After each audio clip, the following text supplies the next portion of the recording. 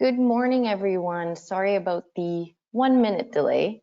That's not too bad, I would think. I just wanted to welcome everyone. My name is Marie, and I wanted to welcome to our webinar today. I'll do a short little intro about who I am, and then I'll pass on the mic to the other panelists.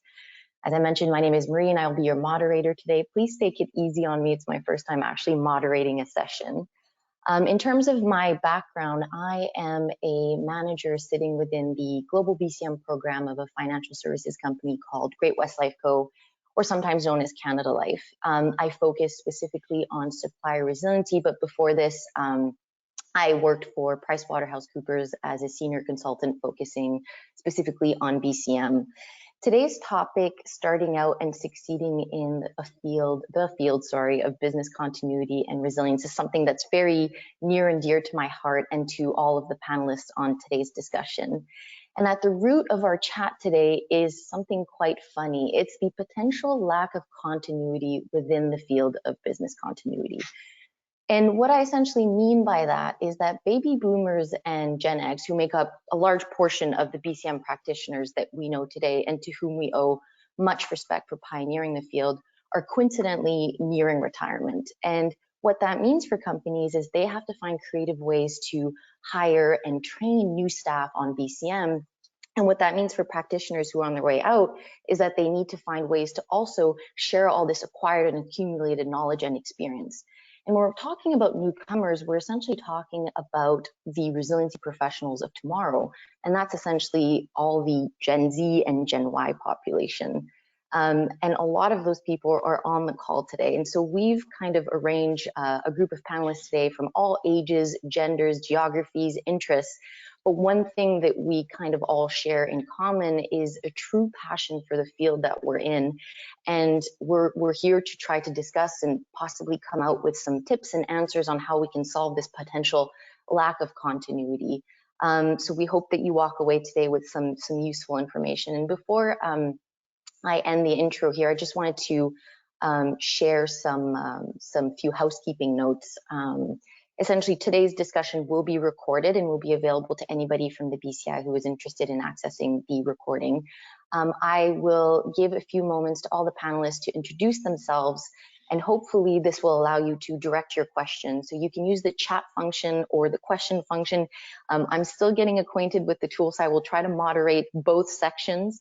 If you can ask your question and direct it to a specific panelist, please do so. If not, I will assign the question to somebody and hopefully generate some good discussion. And if we can get to your question within the hour, I do have a trusty pen and notebook. I will do my best to jot down some of the questions, and we'll try to reach out to you after the call. So without further ado, I will pass on the virtual mic, if you will, to our first panelist. So I will pass it on to Terry. Hi, everybody. Hope you can all hear me okay. My name is Terry Lampropoulos. I'm located in Toronto, in Canada. Similar to Marie, I also work at Great-West Lifeco, also known as Canada Life. I'm currently a director of change risk management, but just previous to this, I was an operational risk manager, in operational risk management in this space. In addition to that, I'm also a professor of risk management at Seneca College and York University, where students are able to earn something known as the Canadian Risk Management Designation, which is an entry-level view into the world of risk management. And one of our topics that we do to discuss is business continuity. On the concept of business continuity, I do have, I've been in the financial services industry for over 10 years. I started off in fraud, but my love affair with risk management started off in the insurance industry, and we'll talk about it a little bit later today. I fell into this thing called business continuity in 2013. It was an opportunity to get out of a certain role, and it was just an opportunity to develop myself. And needless to say, it threw me on a career down risk management. I then had opportunities to be an associate working through market, credit, technology, operational risk areas, change risk today, and it's something that I am going to be eternally grateful for the rest of my life. And I'll tell you about my love affair with business continuity as we go through the rest of the day. I have a background in sciences and I also hold an MBA from Dalhousie University. We have these random fun facts that are there, but in a second life, after my time in the corporate world might come to an end, I do have a dream of opening a food truck based on Greek street food because I love eating. So I'll just leave it at that. Thank you. Thanks, Terry. Bethany, I know we can't see your webcam, but you are there. Yes, yeah. Firstly, just wanted to say apologies. My webcam is not working for some reason, but I am here. So hi everyone, my name is Bethany Warren and I work as a senior consultant at Marsh Advisory, and I specialise in BCM and resilience.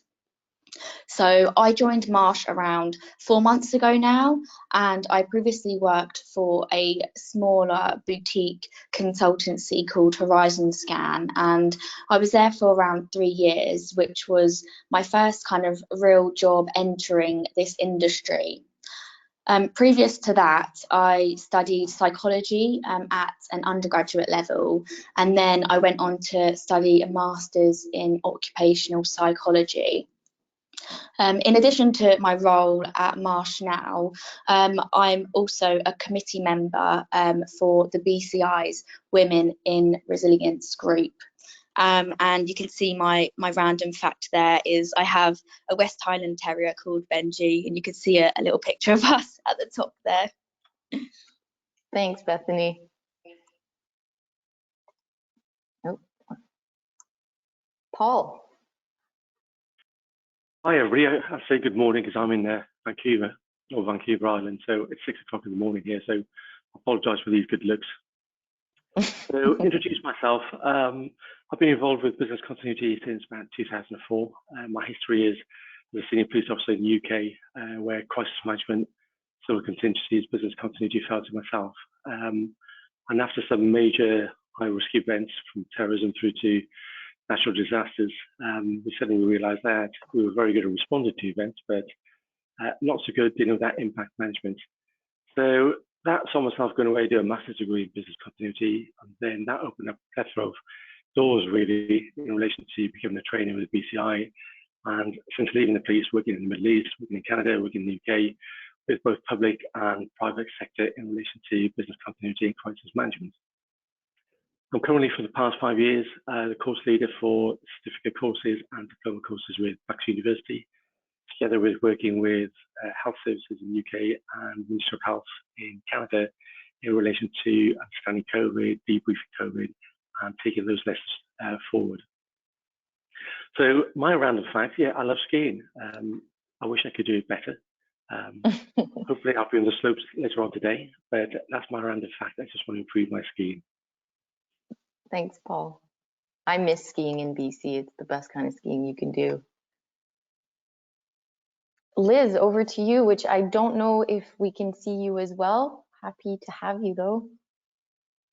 Yeah, apologies, my webcam also doesn't seem to be playing this morning.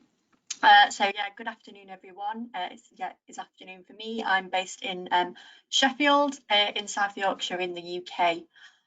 So my current role is as an emergency planning officer for South Yorkshire Fire and Rescue. So I actually just had my work anniversary last year, so last week. So yeah, I've got 5 years experience now within the public sector within fire and rescue, and I lead on emergency planning, business continuity, also testing and exercising, national resilience for the fire and rescue service, control of major accident hazards, and also work within the local resilience forum. So I got into business continuity and resilience from university. So I studied environmental hazards and disaster management, and that's how I sort of got into the field of business continuity. So my random fact is I've got many hobbies outside of sort of work life, but one of them is I actually play for a women's baseball team based in Sheffield. Awesome, thanks Liz. And last but not least, Divakar. Hi, thank you so much for joining and thank you for showing interest. This is evening greetings from Riyadh.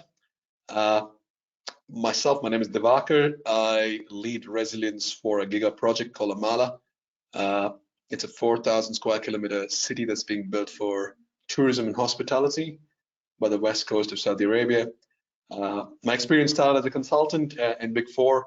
I worked both in Ernst & Young and PricewaterhouseCoopers in Middle East. I've spent around time leading the technical expertise for both of those service lines.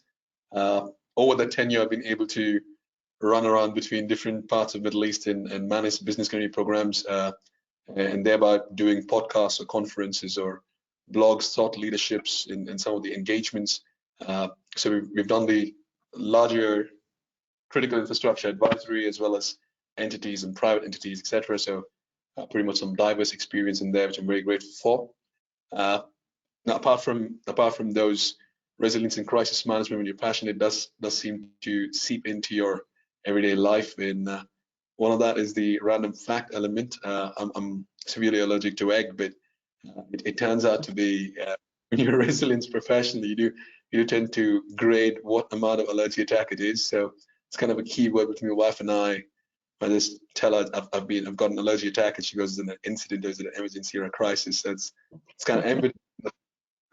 So that's a random fact. Apart from those, the pictures on the left of I'm kind of working on my first book, which I'm going to be launching very soon. It's about making resilience as a subject simple from my point of view. And Jacqueline's School of Thought, as you see there, is a camping project that I've initiated back in India. And we started that on my mom's 50th birthday, so it's on the name and the way she thinks. So it's among nature, more of giving, and more like an NGO. So that's pretty much me. Looking forward to some interactions and questions. That's amazing. Thank you so much. And I believe I mispronounced your name, so can you make sure to correct me if I do that again? All right. I think anonymous to disaster is Divakar, I guess, so it's easier to remember for us. Divakar. Thank you. It's still early for me, so No worries at all. So on to our panel discussion. I know for some of you may be shy in asking questions, so I do have a bank of questions that I may cycle through. So feel free to use the chat function to ask any questions, share your thoughts, but I'm going to leave this slide on the screen, which is essentially all of the people who are attending today's session so that you can direct your questions to them if you have any. I don't see any questions yet, but one thing that I think we can all agree is that we all come from completely different walks of life. Some of us studied sciences, some of us studied communications like me, or psychology, yet we all found our way into BCM, which seems to be a common pattern. Every time you speak to anybody about, hey, how did you end up here? Everybody seems to end up here by accident. Do you find, and I'll direct the question to any panelist who wants to take it on, do you find that not having a specific degree in BCM or risk management is a hindrance in succeeding in this field or joining the field? Well, I could go first if you like. Yeah, so I think in terms of cross-cultural experience or education, of course, I come from a background of biotechnology, and then financial management masters. Now I chose to do business continuity is only because the diverse understanding that you get from every organization. I think business impact analysis is like the best teacher if you could want to understand an organization from end to end. And having the diverse background means you can relate to various elements. So multi-domain knowledge comes about in having to learn. So any amount of team members that have grown through my consulting experience or teams that I've hired, it's pretty much been a willingness to learn more than what have you studied previously. I always tell them it's not rocket science, not SpaceX trying to launch a rocket or something like that. It's much more simpler to understand what business elements are, and it's more relatable to life experiences. So I haven't found any major con or a gap because I didn't have a professional learning in disaster management or business continuity, and that's just my view. I completely agree. And I know Terry and Paul can probably weigh in on this because they do have that educational background and they are teachers and lecturers. Do you find that not having degrees in a directly related field has been a hindrance for the students that you've taught? Paul, you want to start? Yeah, certainly. It's an interesting subject really, because I came to academia later on in my career, so in that sense, I didn't have any professional qualifications in the sense of business continuity or risk management. That was based on operational experience, operational and strategic level. That said, having been in the field for the past 5 years, I just look at it like a three-pronged attack really. There, you've got the operational experience, you've got the professional qualifications possibly, and just that academic environment takes you away from just being that BC professional. It makes you that BC thinker. So it takes you outside the box of just thinking about the ISO standards or the good practice guidelines.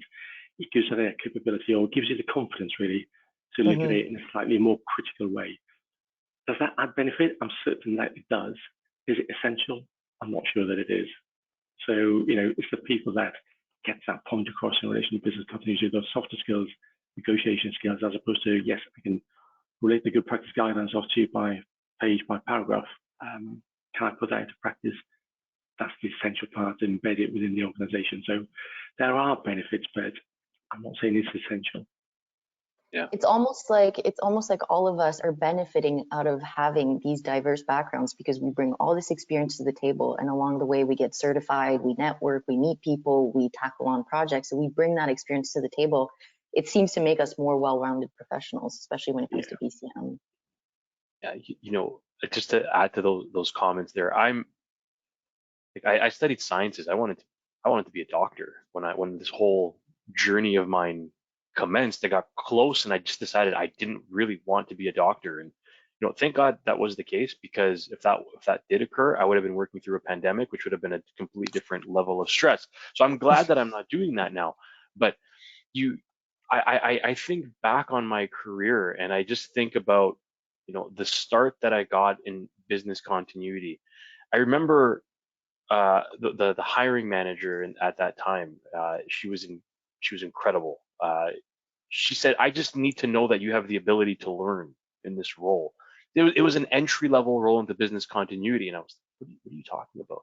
This seems so technical. She's like, "Yeah, but there isn't really much out there." I mean, in Canada, York University, places like Royal Road started their Master of Disasters of Emergency Management, but it's not like these organizations, these schools are pumping out these students. So it was like, just show a willingness to learn. So I went into this, and not only did I learn about business continuity, I was starting getting exposed, because that group was related to, was part of an operational risk management team. I started learning about operational risk management, and I realized maybe I didn't need to have this formalized training. I didn't need to have all these business degrees, because I was working in the financial services industry, and there were so many people that had the traditional BBA, the Bachelors of Commerce, the CFAs, the FRMs, and it was very intimidating for me. But I realized that I maybe didn't need that to succeed. And then, to bring into the teaching aspect that I do, I've been in this teaching thing now for 7 years. I've been teaching, and a lot of the students that come into the class, I've told them the same thing, because I see where they're coming from. If you have a willingness to learn, risk management, similar to Divakar's point, is not a difficult concept to relate to. Same thing with business continuity. I mean, it's new. You have to immerse yourself in it. You have to study it. But that's what made it so exciting for me, because it was this opportunity to learn something new. And coming back to some of the topics that Marie's talking about, I was at the time, this was 9 years ago when I started in business continuity. Oh my goodness! But I was one of the let's just say that one of the younger people there. I was a lot greener, and I got to learn from all these people that had so much experience. So there's this inflection point happening right now. If there is an interest to get into the field, I think there's going to be demand, not because of the pandemic, because I think the pandemic showcased the importance of business continuity, disaster recovery, all these fun terms. But at the same time, it also gives you an opportunity to learn from seasoned veterans of this field that can transfer massive bodies of knowledge. And you think of all the experiences that they've lived through, right? Yeah, Y2K, 9/11. There's just been so much for them to pass on, and we're the practitioners of tomorrow. So there's a lot to learn. I completely agree with you there. You touched on something interesting, Terry, which was, being given a chance or a willingness to learn, and I can definitely relate to that. I studied communications and marketing, and I'd been doing that for a couple years. And through the company that I was working for, we used to sell first aid products and first aid courses. So I got to attend one of the BCM conferences that takes place in Vancouver every year at that time. And I remember networking with people where they were talking about this thing called business continuity, emergency preparedness. I'm like, that's a thing, you can do that. And through showing willingness, keenness, being, coming across as eloquent, willingness to learn or interact and learn something new, I was given a chance to work in consulting. And it was trial by fire for sure, but I got so much exposure to different clients and their, the risk problems that they were trying to solve. So I know, Bethany, you are a consultant in BCM, and Liz, you work more on the public sector side. It seems to me like there's almost a few ways our careers in BCM can go. Bethany, can you tell us a little bit more about what your experiences have been in consulting? And maybe Liz, we can hear more about the public side. Yeah, no, of course. I've only ever worked in consulting, and for me, I really love it. It's definitely challenging, but I really like how kind of varied the role is. I really think you kind of learn something new every day. The various kind of clients you're working with, one kind of hour you could be working with, a cheese manufacturer, and then the next you could be working with, an oil trading company. So it really is so varied, and no day, is the same.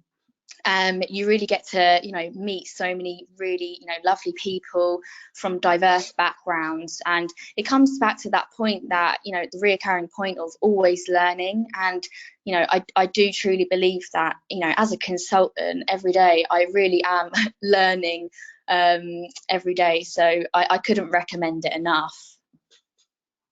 Awesome. Liz, have you ever thought about joining consulting? Are you happy in the public sector? What about it do you enjoy? Yeah, so I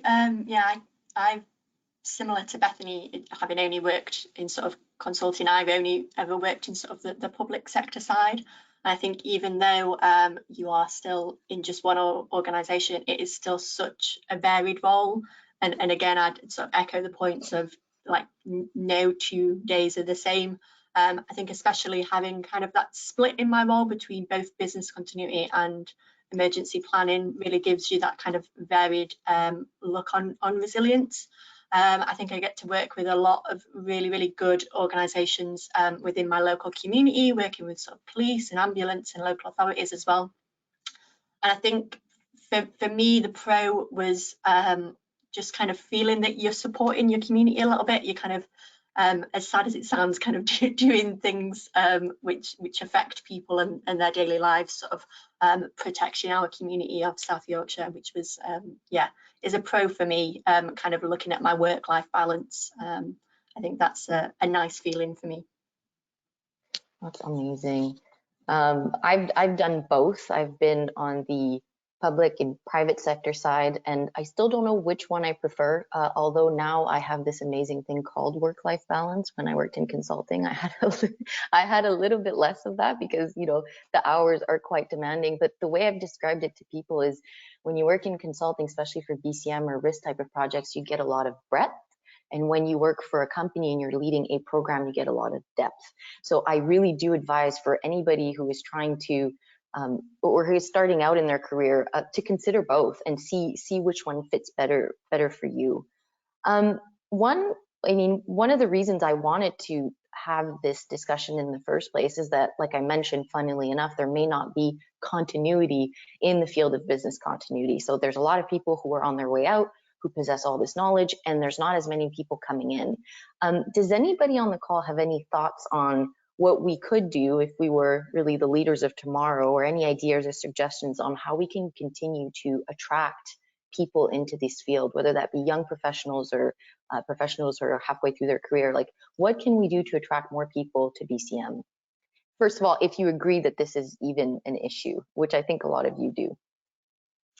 I saw a hand raised. I don't know what that means. Does that mean somebody? I don't know if that means somebody had a question, but do any of the panelists have anything to weigh in? No, I could go. Okay, go for it. Well, for the knowledge gap, I think this is any transformational uprising subject. It doesn't mean it hasn't existed before, much like user experience and user interface and all of these design elements in cybersecurity. As businesses grow and enlarge into certain maturity, as economies mature and as we move towards more digital elements, there's certain specific roles that need to be carved out and permanent and isolated and have sole accountability to manage those programs. And I think business continuity, of course, has become more critical, more mandated as government and regulations come through.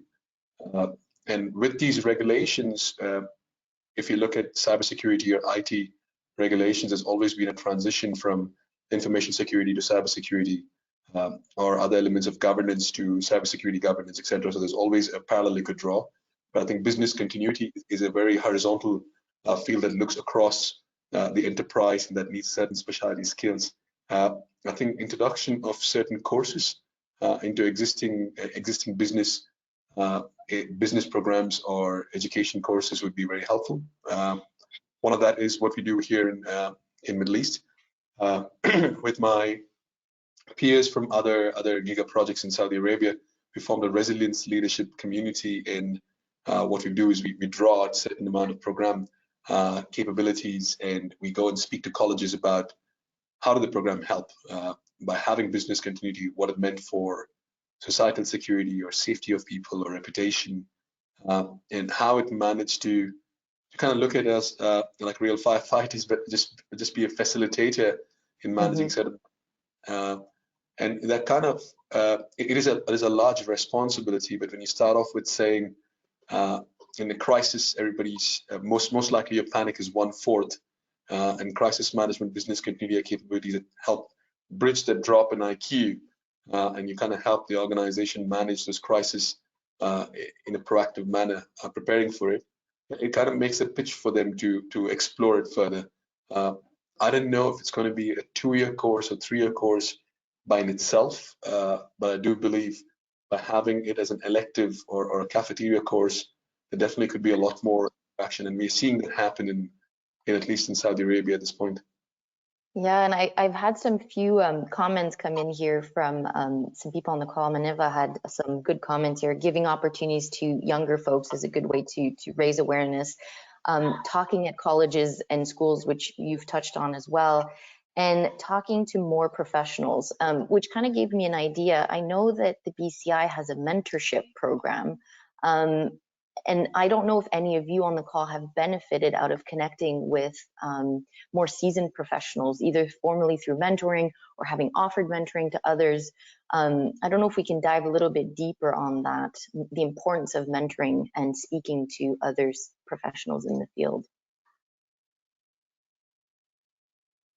I'm happy to speak on this one. Mm-hmm. So yeah, I definitely benefited from having sort of a mentor when I first started out in business continuity, and I was lucky enough that was my sort of boss at the time. Coming in, he had so much knowledge to pass on, and was a really good mentor for me, both in sort of a professional capacity, but then also sort of like personal development. And he pushed me to kind of go for things like the BCI awards and do some things at like the BCI conferencing and things like that to really kind of open up my network within business continuity. But I know within sort of nationally within fire and rescue services in the UK, we're really big on mentoring as well. I think we've identified nationally within the fire and rescue services, there's a real mix with people in business continuity roles. There's some people that have a lot of experience and have been in the roles for a long period of time, but then there's a lot of new people coming into the roles as well that haven't really done business continuity before. So we've sort of set up a mentoring scheme within our sort of business continuity group within the fire and rescue service. And that's been really, really useful sort of across the board to sort of share out that experience, because it is definitely there. And I think I've definitely found within the sort of business continuity community, you're not alone. There's always other people, whether it is through the BCI mentoring schemes, or whether it's going to your sort of regional groups through the BCI. There's a lot of really, really useful people that you can connect with. And leveraging the power of LinkedIn, and we may touch on networking a little bit later, because I think that's been one of the most powerful tools I've had in my career so far. You know, like when we were, you know, promoting this event or connecting with you, all of you on the call, or attending conferences and connecting with other professionals. There's so much we can do to network, and there's so many people who are willing to share their experiences and kind of take you under their wing. So there's no shortage of, like you said, support, and our community is small but yet global, so it's good to know. A really interesting question came in from Waldron, and it's a question focused on whether we think that the public sector invests enough in business continuity management positions, given the fact that there's a lot of strict budgets and even budget cuts. Is it a danger, or is there a danger that business continuity is kind of being seen as a nice to have instead of a must have, as we know that it should be? I don't know if, Terry, that could be a good question for you to answer. You know, I think that's a very interesting question. And maybe if I just take it a step back for a moment, I think Tony's asking a powerful question, because let's go to March 2020. I mean, right before the world as we know it kind of shut down. I think there are, like us, for example, many of us, for example, did have an understanding of what is business continuity. But after it really hit home that, hey, stay home, you're going to have to work from home, which I thought would be for 2 or 3 weeks. It ended up being almost 2 years. But you realize very, very quickly that this effort to go into a work from home environment is an indication of business continuity management, going back into a hybrid environment in the future, which is becoming the norm for a lot of organizations in the world. Business continuity will play a forefront for it. So I do think that over the past 2 years, there are a lot of people that now are aware of business continuity, and that's great that they're aware of it. But I think that the public sector may have had this investment before, may have had an understanding of it, but it was always behind the scenes. The pandemic really forced it, in my own opinion, for business continuity to get just a bit of a limelight for a minute.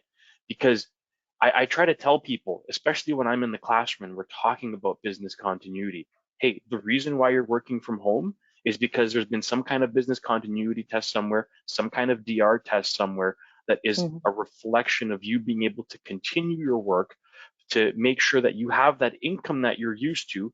Maybe you're not going into the office. You can't go by Starbucks in the morning and grab yourself a double shot Americano or whatever you want to get.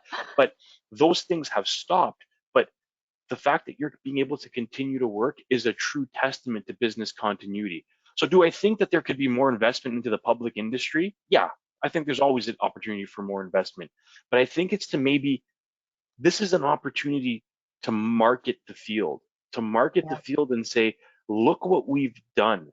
It's like in the 1920s when like insulin was invented in Toronto and benefited so many people. There was this massive marketing push to say insulin is allowing people who had severe diabetes issues, and now they can eat food again. Now, I'm not trying to compare the invention of insulin to what business continuity is, but there's an opportunity here now to really showcase the field. And I think that is the exciting part. And I try to tell my students when we talk about business continuity, it's not a nice to have, it's a need to have.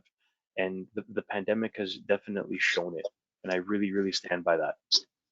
It's definitely showcased what we bring to the table. And one of the questions that I've asked myself in the past is, am I doing enough to market myself, both as a professional, but also as a brand? I've mentioned this, I think, earlier in the call, the importance of leveraging LinkedIn and getting yourself out there.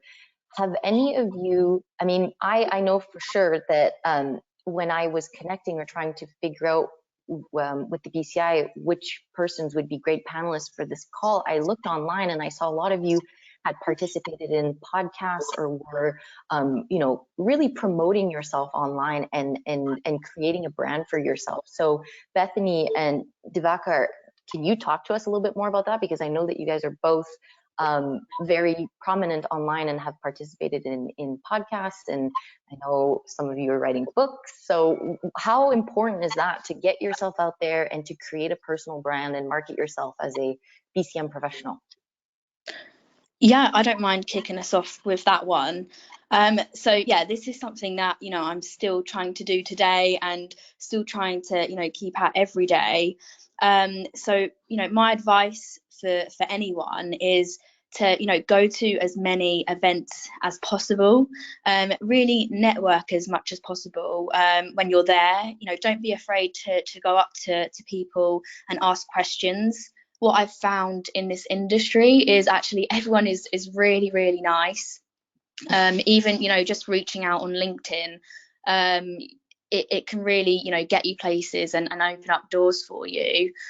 There's so many opportunities out there that you can get involved with. So the Women in Resilience group, for example, you know, you can get involved with, you know, being a speaker for a webinar, a speaker at, you know, one of our events. We also spotlight women's talents and achievements and how they got into the industry. You can also do, you know, a journal or an article or a blog post for us. So there's so many ways to get involved and get your name out there and almost, you know, add credibility to yourself. I know the BCI also have chapter groups that are global. So I would definitely recommend, you know, looking those up for your local area. They're always looking out for committee members to join their committees because they're looking for, you know, that diversity for their own groups as well. And also, I think something really important is making sure your LinkedIn is, you know, up to date, because what I've found in this kind of business world is that's the kind of go-to that people, you know, if they want to find out about you, if they've heard your name, that's all they'll go. So definitely recommend having that as up to date as possible. I agree with you completely. Yeah. Following on from that, I think my LinkedIn About Me section says the government does not mandate enough regulations on business continuity and crisis management yet, and partly because I thought we missed an opportunity with ESG, with the sustainability now being mandated in many government entities, and if you have to invest in a publicly traded company, the ESG ratings or sustainability initiatives makes quite a difference. So I think business continuity could also be included in that. That makes a huge growth opportunity for the industry. Now, in terms of the networking bit, hey, I got this job through LinkedIn, and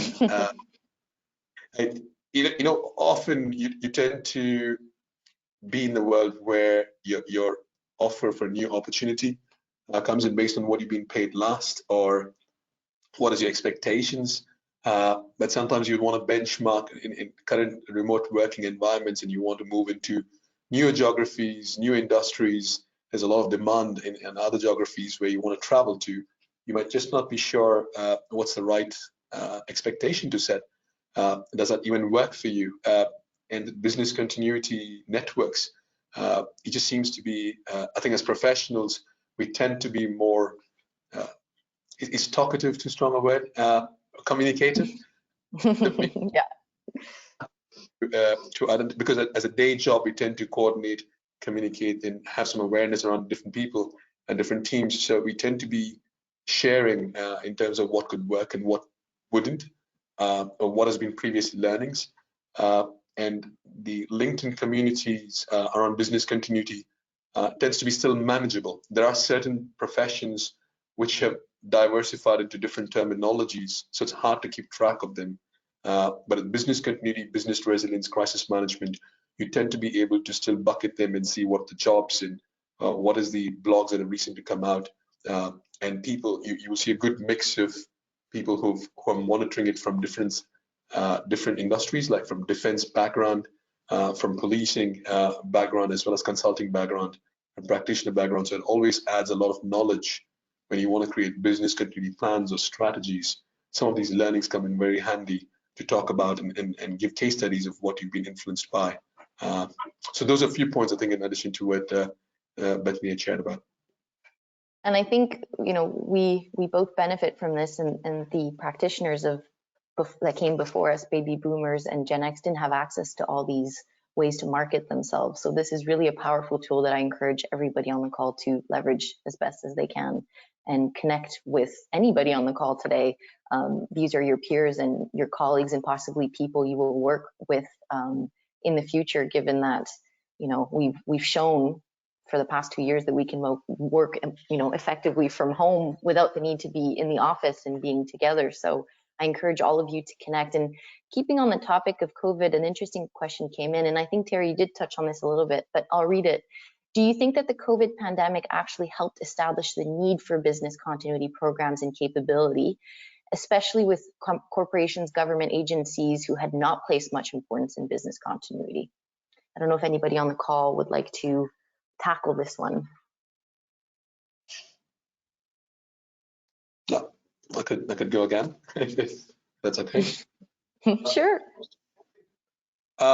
Right, so I think COVID was a major difference because it started off, I as a consultant had built in business continuity plans saying this is what would work, and you would always scope that to be these are the scenarios in which it would work. I'd always understood another independent concept of what an entity level, a sector, a regulator level, and a federal level capabilities are. And I always used to wonder why is that there is a sector level or a global level or a country level response plans very isolated from an organization's business continuity plans. And COVID was a good example. I think when it started off, there were initial responses to your staff, your workforce. If you're in an industry with a lot of distributed operations, you had to make sure your operations continue. But as it progressed, as it became from an epidemic and a pandemic and a growing in scale, I think it just became for implementing what the government regulations were, what the health regulations were. And it kind of showed that you still needed the construct of a bronze, silver, gold level to discuss what those initiatives are, monitor and implement them across all levels of the organization. And the quicker response would either, failing to not have quicker response might either be penalties or risking the health of your workforce. So I think the construct worked very well. I was not sure that if business continuity plans, which is the short-term recovery plans in most places, was able to cater to or was required as a marathon kind of an event, which was a pandemic. It's just my 2 cents.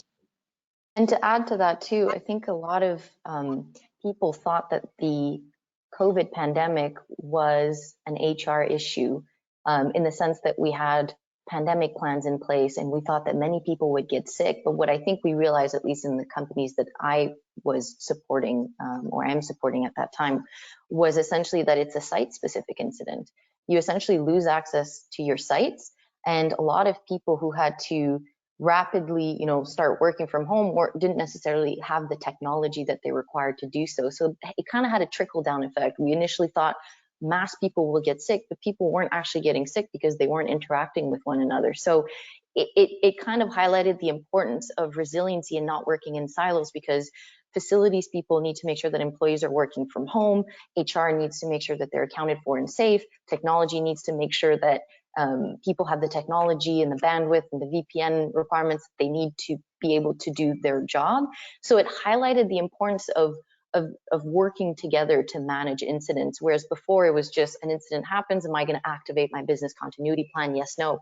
Many of us didn't actually have to activate our BCP. We just had to continue working remotely. So I definitely think that it did shed light on the importance of BCM, but not the traditional BCM that we thought it to be before. Terry? What I just would like to add to that, just you talked about so many different pieces there. You mentioned HR, you talked about technology, you talked about all these groups that had to come together during the pandemic. And I just think that just is another testament to the field itself. Somebody getting into this kind of field, earlier on in their career, has the opportunity to interact with so many different partners. Being in a business continuity, a disaster recovery role, you take it back to the basics for a minute. I'm not going to go into I don't want to start talking about BIAs and process mapping and anything like that, but you pause and you realize that right off the bat, you do need to understand the business that you're recovering, the partners that you're working with, and it gives you this indirect insight into how an organization operates. I mean, I think back to my time when I was at TD Bank at the time, when I was in my first business continuity role.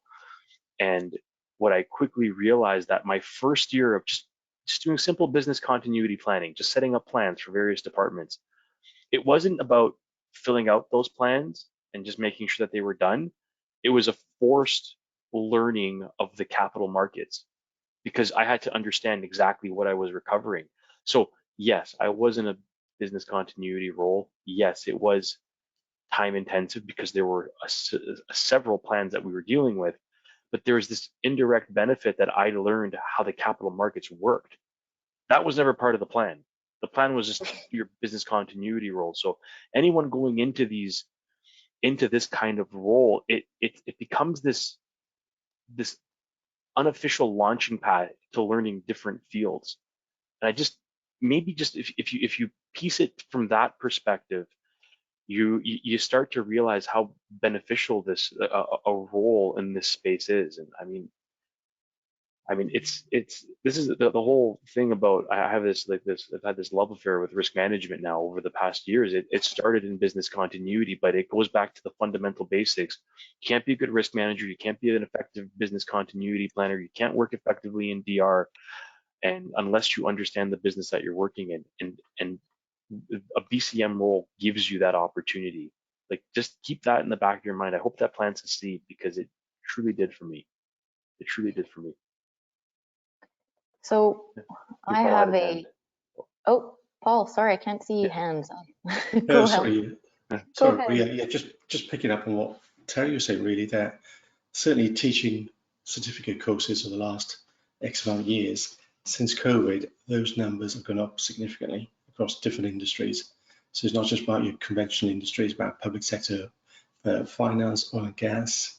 Some of the big corporate businesses globally are suddenly realizing that they need to get some degree of professional qualification, whether it be the certificate or whether it be a diploma course, etc. But certainly the last 2 years have highlighted the need to get that professional qualification and bring it into the industry, most definitely. I agree with you there. Another question just came in, focusing on if the panelists here are saying that there is possible challenges in bringing in new talent to the industry, and that businesses themselves consider BC specialists as a nice to have rather than a must have. Is there a need for certain professional associations to reposition what they're selling or reposition how they're reaching out to companies and how they're meeting their needs? Is there a need to reposition any of the thought leadership associations that we all belong to better cater to this potential gap? That can be a taboo question, but I think we can safely say that there is a need to continuously market and do like this webinar that we're doing right now, and what we're talking about is a way to solve and bridge some of that gap without necessarily rebranding. But I don't know if anybody on the call has any thoughts on that. Do professional associations, are we behind the times? Do we need to shift our focus and do things differently? I'll kick off if you want, Marie. I think Sure. The rebranding element, I guess if you look at it historically, the term business continuity can mean different things to different people, different organizations historically.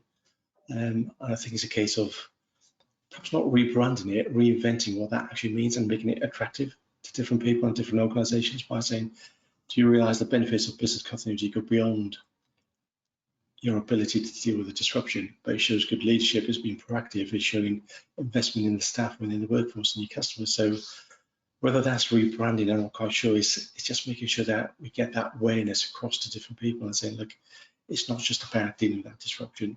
It's good management, it's good leadership, it's effective, it's efficient, and it's going to enhance the capability of the organisation, not just within disruptions, but in that wider field. End to end. And I agree with you, Paul. And maybe something that we can all commit to is also being a voice in the discussion, right? If we don't like what's being said, if we want to make a difference, it would be a good idea for you to get involved and sit on those boards and sit on those, presentations, conferences, and voice your concerns and be part of the solution. That's one great way of shifting the conversation in the right direction, is to have young professionals at the table. I know that a lot of professional associations are trying to seek out younger BCM professionals to understand things like, am I marketing myself well? Like, do you think I should be doing X or Y differently? I know I recently, well, I shouldn't say recently, a couple months ago, attended a webinar where I was talking about this very topic. And most of the people who were on the call were 65 plus. So it was very interesting for them to hear the perspective that I was bringing to the table. So I think being part of the conversation is another great way to make sure that our voices are being heard and that things are trending in the right direction. Yeah, and I think Rachel's put a comment on within the chat box, and absolutely things are moving on and making it more attractive. Mm-hmm. Somebody said, I like to think the BCI is turning things around and resilience resonates more with management. They understand the concept. By pivoting our research and our members, targeting the leadership, it is being heard. And that's true. Resiliency or resilience was a buzzword at first, but now because of COVID and because of, I think, all of these disciplines intermingling and to solve problems and solve incidents, I think we are really turning the corner, and using the word resilience is resonating more with people. I don't know if any of the panelists want to speak on that, the use of the term resilience. Has that meant anything different in your day-to-day life or in your work life? Yeah, I think it's a lot of conversations with the governance teams on it's like a chicken and egg story, isn't it? So sometimes they put in a risk department, and resilience works as a sub-function, or it is organization resilience as a huge band with multiple other sub-functions in it, which are not very interrelated. I think there are works around banking sector that I always look at as a much more regulated industry that you can relate to, and how business continually flows down from there into other industries as well. And the regulations in banking industry seems to be very prescriptive of having a business continuity manager on board. What are the capabilities you need, etc. When operational resilience became a fundamental need I think in the Bank of England and other regulations part of the area, I think it started to make a movement towards what is operational resilience versus what is enterprise resilience, what is business resilience, etc. But each person's understanding does vary. But what's most important is what resilience means to each organization is a journey that you identify. You start out with certain preventive departments like enterprise risk management and cybersecurity that does monitoring, health and safety that does the preventive checks, etc. And once you have a crisis or an incident or an exercise and you get into a task force setup, you tend to see all of these preventive response recovery people sitting together in a task force or a working group. And that collective capability, if it was to have one policy, one procedure, one program and ways of working and operating model, tends to be at least our function here called as a resilience, because we have the ability to forecast, prevent, predict, respond and recover on a table. And that's something we've defined here in the organization I'm part of as business resilience. And we want to have a roadmap to move towards enterprise resilience, where we involve our investment board of directors, our audit committees, as well as the suppliers and vendors and third parties and customers and operators, etc. So this is our definition, but it seems to be more of a loose term, if not defined in the beginning stages. I completely agree, and it's an exciting time to be part of BCM as we're moving to operational resiliency, because when you look across the organization, BCM practitioners are technically some of the best people to be speaking to when it comes to where are we going to sit this in the company. So it's a really exciting time to be part of this. I do have a comment that just came in here. Our recent research shows that BC, so business continuity, is moving purely away from being operational to being part of the strategic knit of the organization. We are seeing chief resilience officers now in organizations, and BCM managers are increasingly getting reporting lines directly to the board, which is it's fantastic. We need younger professionals to break down the meeting from doors if those reporting lines aren't there yet. Yes, I couldn't agree more, and I think the people on the call today are strong believers in that. Keeping in mind that we have 4 minutes left, I want to make sure that everybody's had an opportunity to ask the questions they wanted to ask, and if not, panelists, do you have anything, last parting thoughts or anything you'd like to share with the rest of the group before we close things off? Just on sort of a last point around sort of like the term resilience and moving towards that, I think within the professionals that are already in business continuity and resilience, I think that is a move that we're seeing, and I think it has helped. And I'm still not sure if we're trying to attract new people and younger people into a resilience field. I'm still not really sure that we have the branding right on what resilience is for them. And the fact that this is even a career at all, I still don't think we've quite got that. I know when I speak to sort of people my age and my friends, they had absolutely they have no idea what I do, and they don't really understand it when it's explained either. So I think having a look at how we brand that and we sort of raise the awareness of it is something that we need to look at moving forward.